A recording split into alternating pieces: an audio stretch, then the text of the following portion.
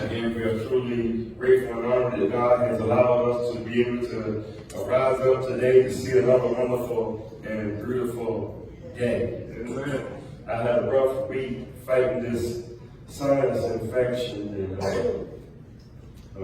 I bothered to kick it in, but my voice is scratchy and everything is been rough. That time of year where I get those sinus infections like that.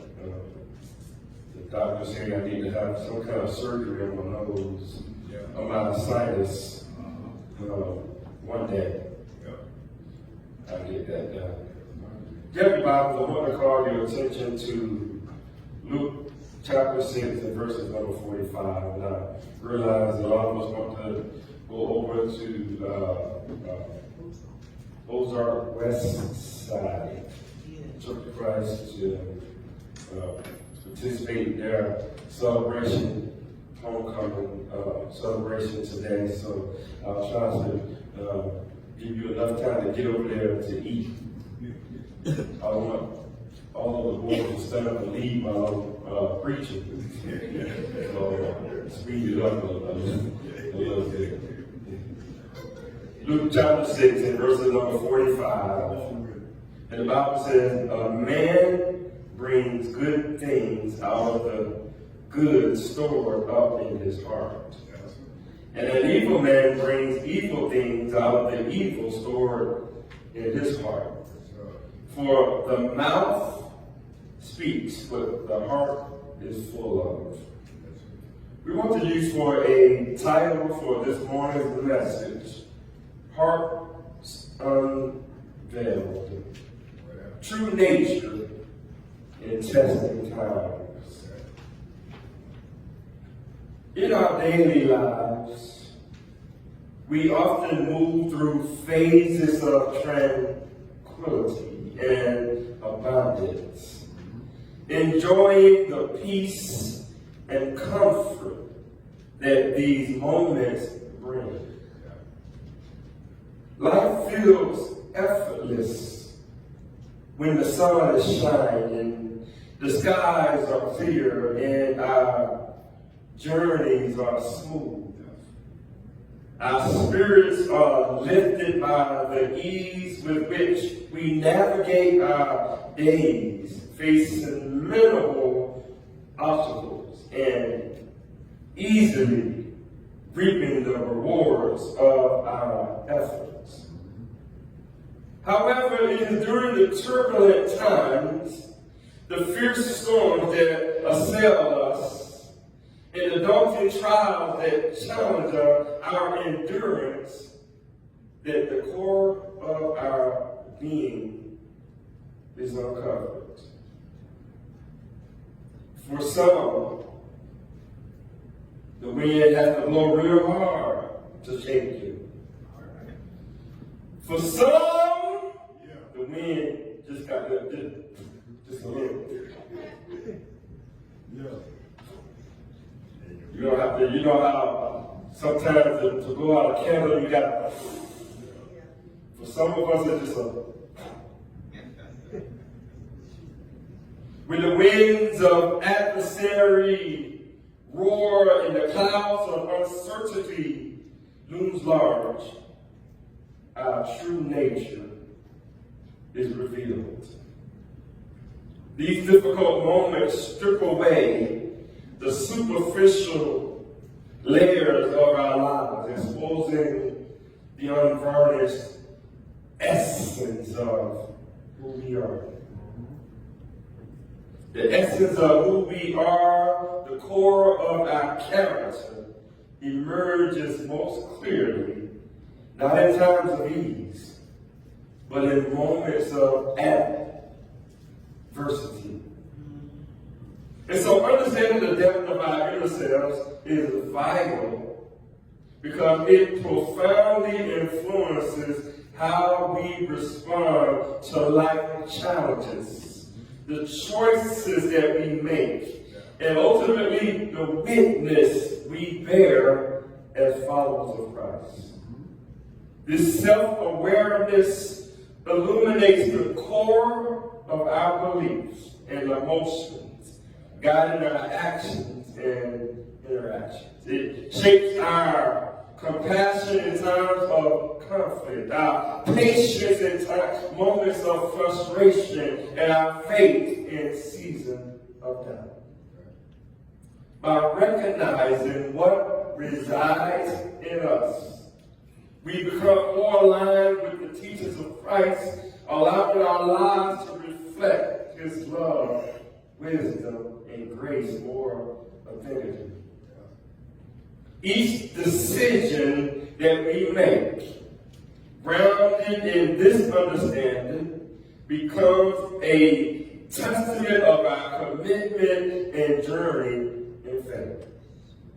So as we face trials, large or small, what spills out reflects the condition of our heart.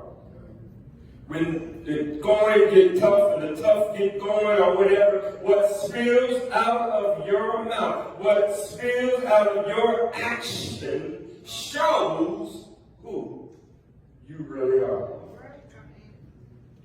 Are we rooted in love? Are we rooted in grace and truth? Or do we find our hearts weighed down by fear, anger, and resentment? You can say, I love the Lord and I love this and that. Whenever something goes on that you don't like, and the first thing that comes out of your mouth is negativity and putting folks down, is just showing who you really are. This morning, I pray that our study of the Scriptures will help each and every one of us to examine our hearts, ensuring that it reflects our Savior's love and teaching. Now, when we look in the Bible, the heart is frequently mentioned not just as a physical organ, but as the center of our being, the seat of emotions and the core of our moral compass. It is where our desires are formed.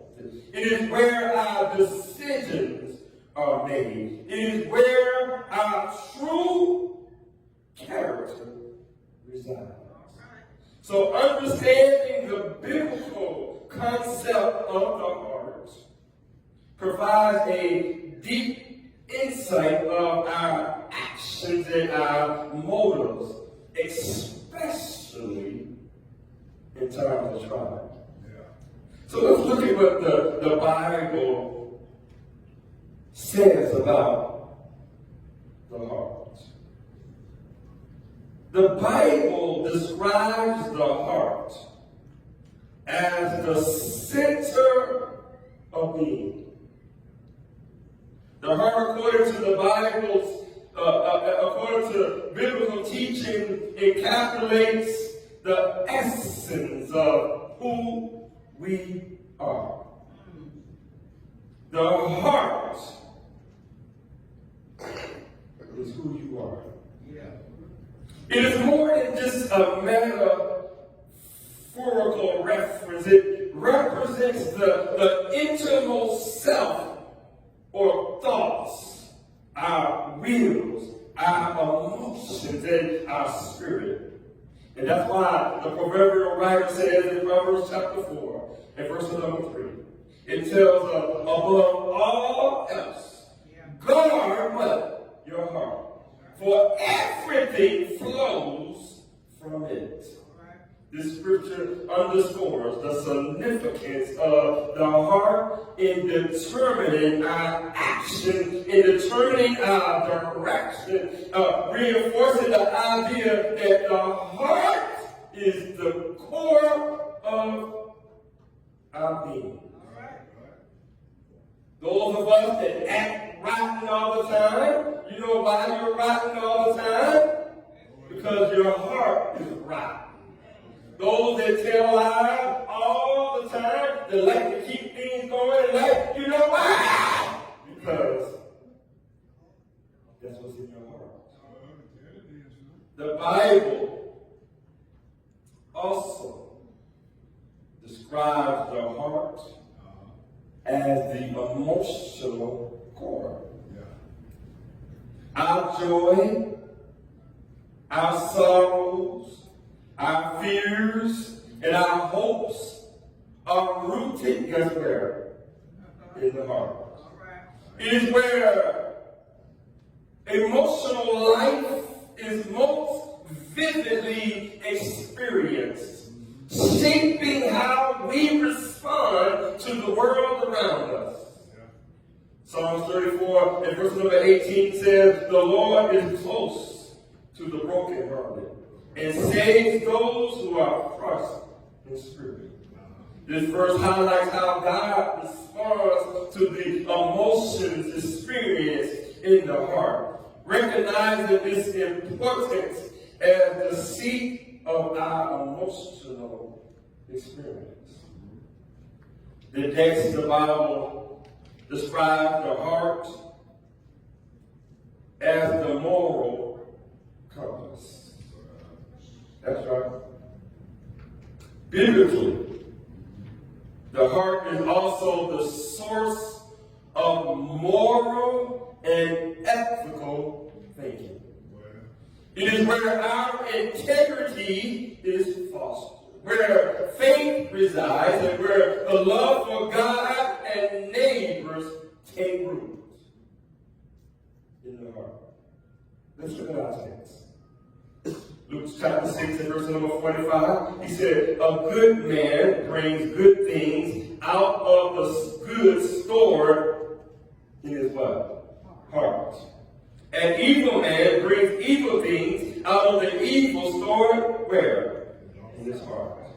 For the mouth speaks what the heart is full of." For the mouth speaks what the heart is full of. What the mouth speaks is what the heart is full of. This passage illustrates how the heart influences moral choices and behaviors, demonstrating that our actions and our words reflect the condition of our hearts. It underscores the idea that good or evil originates within, revealing the true nature of our character. Let me give you an example. If a person constantly speaks with kindness, compassion, and positivity, it suggests that their heart harbors love and empathy.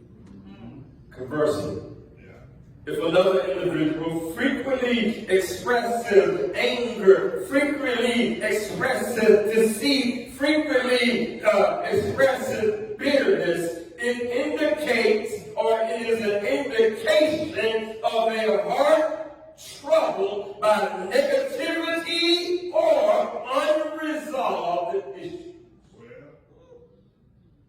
In practical terms, consider two scenarios. Imagine a teacher who always encourages her students, offering praise and constructive feedback. Her nurturing words come from a place of genuine care and desire to see her students succeed, showcasing a heart full of hope and support. On the other hand, think of someone who regularly gossips and diminishes others' efforts. Now, we all fall to the grips of gossip sometimes. We're human. If we let our guard down, we will with gospel. That's just the nature.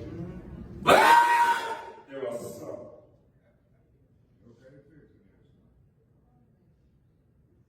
that all they do is gospel.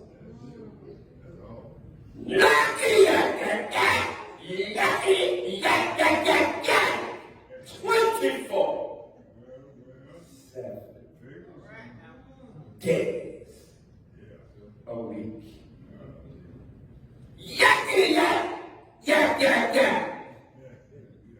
Monday, Tuesday, Wednesday, Thursday, Friday, and Saturday. Go to bed on Saturday night. Wake up Sunday morning. And still, yakety yak, yak, yak. These actions stems from feelings of insecurity. These actions stem from jealousy. These actions reflect a heart burdened by envy and dissatisfaction. My brothers and sisters, let's let Luke chapter 6 and verses number 45 serve as a reminder that the state of our heart is mirrored in our day-to-day actions with others. And by nurturing a wholesome and loving heart, we can positively influence the world around us. Now, as we continue to explore the profound teachings of Jesus in Luke chapter 6 and verses 45, it is imperative to understand that our actions, our words, are a direct reflection of what resides in our hearts. Look at the last part of the text. Jesus states, "For the mouth speaks what the heart is full of." For the mouth speaks what the heart is full of. This highlights an essential truth about human condition. Our inner reality, without a doubt, shapes our outward expression. Sometimes we have a mask on and do not realize the condition of our heart, and the devil loves that. You see, in times of ease and comfort, it is relatively easy to present a controlled and composed exterior. We might portray patience and we might portray kindness and love because the circumstances do not challenge us beyond our comfort zone. However, beneath this surface level calm, there could be unresolved issues, conflicting emotions, and unprocessed thoughts that remain hidden because they are not yet provoked. But our nature, but our true nature is exposed during trying times. Some of us, it's got to be serious trying times. And like I said, some of us are trying times just like that. Just like that. And it's during the storms of life, the periods of distress, the periods of hardship, and the periods of adversity that our true nature is revealed. When the pressures of life become intense The facade that we may maintain an easier time tend to crumble, and what resides in our hearts raises to the surface.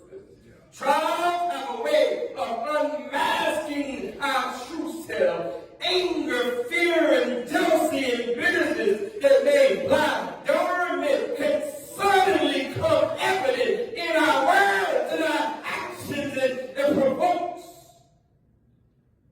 us in challenging times. You know, this is the Bible. And the Bible gives us some good, real life examples. Consider Peter. Lord, I'll never deny you. Lord, I love you. Ain't nothing. This. And then before the clock called, how many times? 3 times. Peter was like, I don't know him. I don't know him. What are you talking about? Peter had amnesia, didn't he? Peter's actions reflected a heart that, despite his best intentions, succumbed to fear. This very human response highlights how trials can bring out the hidden weaknesses to light. But we also know those things that's in the heart are going to come out. Yeah. When so-and-so says something off the wall, you know why they said it? Y'all can look at me crazy. Because it was in his heart. When so-and-so is acting a fool, you know why? Because he got acting a fool with his heart. When you act a fool, you know why. When I act a fool, you know why. There was a heart problem. And we need to fix it, right? And I know a person that gives us a good example of how when you fix your heart, it can withstand. I remember Job. Job had steadfast faith. Job had integrity deep down inside. Job had integrity and love in his heart. He was in the right place. And amidst suffering, showed a heart deeply rooted in trust and reverence for God. Let me tell you something. If some of us went through just one iota of what Job was going through, we throw in the towel.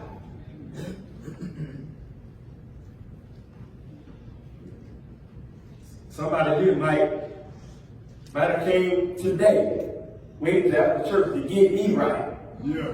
Something out there, I don't know. There's somebody you see right in one of these pews, right here today. Yeah. Come in here and say, I can't wait. Yeah, after church. Yeah. I'm going to fix him.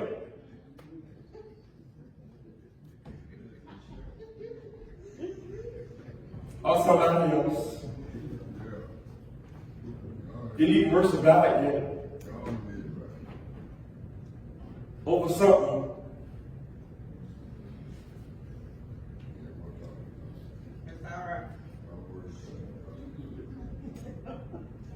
And 9 times out of 10, the person who's doing that is walking around like this.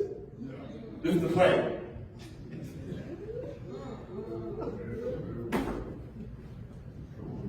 My brothers and sisters, this morning, let each one of us do a self-examination. Let's do a heart check on ourselves. Because we are called to continuously examine our heart and ask, hold on, let me back up. we are continually asked to examine our heart. That means I examine who? Manuel, Johnican. And you examine who? Nobody wants to call their own name out. Everybody should have, I should have heard 100 different names. We are called to continuously examine our hearts, asking God to reveal any hidden sin. Because there's some things that we could be doing that we don't even realize that's in our hearts. We should be asking God in our examination to reveal these hidden sins, these hidden pains, or unresolved emotions that may influence my actions and my words. By daily seeking God's presence through prayer, through scripture, through fellowship, we can captivate hearts filled with love, patience, and faith. This preparation allows us to respond with grace and wisdom, even in the hardest times. Strive for authenticity in your walk with Christ. Allow the Holy Spirit to work within you, transforming any areas of your heart that needs to be changed. Aim to reflect love. Aim to reflect the love of Christ in both good times and bad times. Let your heart be so enriched with His love that it naturally overflows into your words, into your actions, especially when tested. Our actions and our words are undeniably a projection of our hearts. Trials serve as a divine tool to expose and to refine what lies within.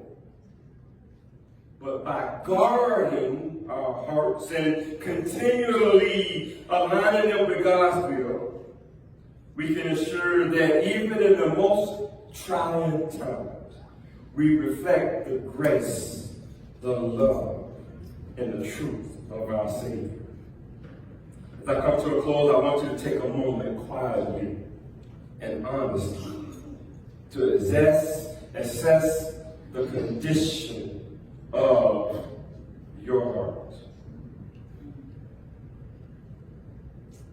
What thoughts, what feelings, and attitudes dwell in your heart?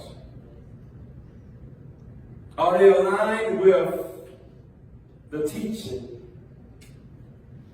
of Christ? I want you to reflect on times when you have been faced with difficulty. How did you respond? What emotions or actions surfaced? Under pressure, what emerges? What typically comes out when you are under pressure? Is it anger? Is it frustration? Is it resentment? Or is it patience, understanding, and compassion? When faced with adversity, do you find yourself reacting with fear and anxiety, or do you turn to faith and trust in God's plan?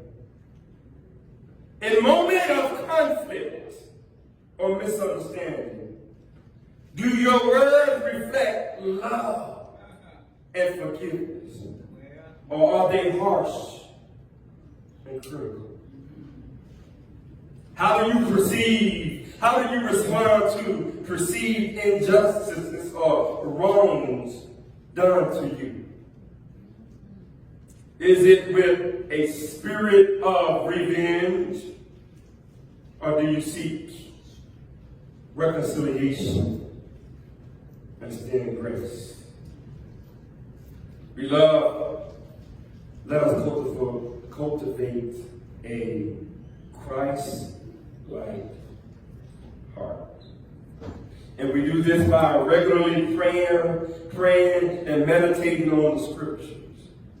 Because this can help align our hearts with God's desires. When we are praying, ask God to reveal any hidden areas that need transformation and to fill our hearts with His love and witness. Seek accountability. Engage in honest conversation with trusted friends and family or spiritual mentors who can help you see areas for growth and encouragement in your journey. A lot of times, that person that you're thinking of right now is doing what you're doing. God was trying to help you and help them at the same time. You didn't see it. God's trying to show you who you are by letting you look in the mirror, and then you can fix yourself and then help your brother to fix themselves.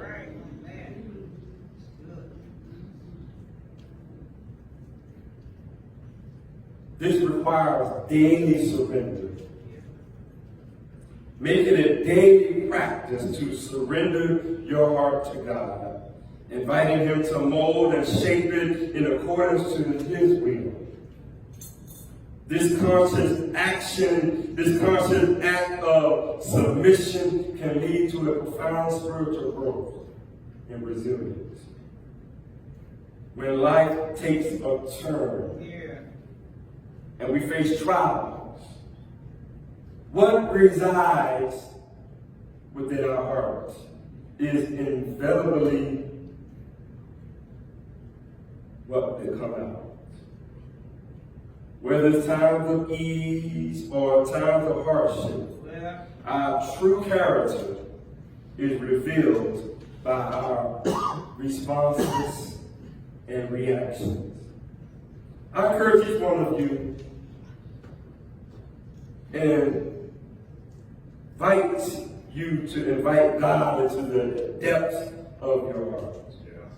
Allow Him to transform every corner of your inner being. When tested by the storms of life, your words and action will reflect His love, grace, and truth. Adam Street. Let us be a congregation that shines forth Christ-like qualities. Regardless to the challenges we may encounter. Shine. Shine. Shine. Shine. And in order to shine, we got to get our heart right. Let the church say amen. Amen. If you're here, you stand and lead a prayer. The Bible says the effectual fervent prayer of the righteous availeth much. If you're not saved, we want to give you the opportunity to be saved today. You can do that by hearing the word of God. Romans chapter 10, verse 17 says, so that faith comes by hearing, and hearing by the word of God. What are you hearing? The good news of what Jesus did for you and me, so that we can have the chance of everlasting life. The Son of God gave up His crown, came down here to this sin-sick world, was persecuted, was nailed to the cross, shedded His blood and died, and rose again so that you and I could have a chance of everlasting life. If Jesus didn't do what He did, we wouldn't have a chance. You got to believe. The Bible tells us in Hebrews chapter 11 and verses number 6 that without faith it is impossible to please Him. So you got to believe. in God, His Word. You got to believe that Jesus is the Son of God. You got to believe what Jesus did for you and for me. You got to repent of all past sins. Acts chapter 17 and verse number 30. You got to confess that you believe that Jesus Christ is the Son of God. Matthew chapter 10 verse 32. Romans chapter 10 and verse number 10. Then the Bible lets us know you have to be baptized for the remission of your sin. Acts 2:38. Mark chapter 16 and verse number 16. Go down in the water of the grave of baptism, come up with a new creature. That old way of living is gone where? Bye-bye. The faithful unto death, He'll give you a crown of life when He comes in heaven. Revelation chapter 2 and verse number 10. If you're here, you want to be baptized, come forward today. If you're here and you need prayers, we're going to